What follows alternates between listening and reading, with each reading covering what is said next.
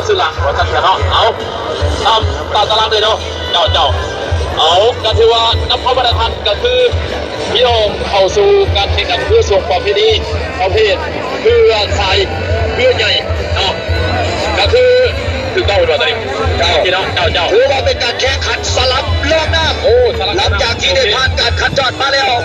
ผู้ได้แล้วว่าผู้ใดได้เสียจากไหนคะแนนพี่น้องสะสมมาเลยตอนนี้สรุปได้แล้วแต่ว่าตอนนี้ถือว่าเป็นรอบที่มีการสลับรอบหน้าระหว่างเอกพรไซอยู่ทั้งฝั่ง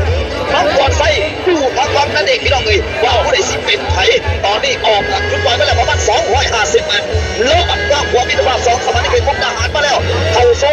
พุทธเขาพากแบบอย่างสุดท้าย2เหล็ก2ลำเบิ่งว่าบอกได้แล้วตอนนี้ยังสูสีกูกี้กันอยู่หัวเรือยังสับมันเกิดสับเปิดกันยังบ่มีไผดีไผเพราะยังสิยังอยากจะหนีแต่หนีบ่ได้เด็กมาใส่บาจังไดมาก่อนใส่เดสิไปหรือสิอยู่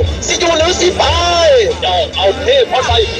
ไซบ้านพาโพเทพพรไซบ้านพาโพอยู่ทั้งฝั่งเลิกกะบางคนทหารแขวงสวัสดิกิจอยู่ทางฝั่งปัจจุบันนี้นี่ครูยุ่นยี่สูสีกันเข้ามาอยู่ในห้องจะรับน้ำแล้วก็รับน้ำ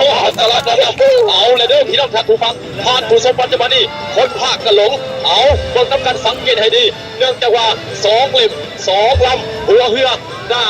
ปัจจุบันนี้ยังเสมอกันอยู่บ้าเมืองนี้สมันเกอร์เสมอกันเทพพรไซอยู่ทางฝั่งเทพพรไซอยู่ทางฝั่งแต่ว่าบางพรไซมันก็ช่วยยืนทางฝั่งเรื่องทับตาไว้ที่นี่เหนียวมาหนึ่งแต่ว่าเทพพรไซก็จะขวัดคุย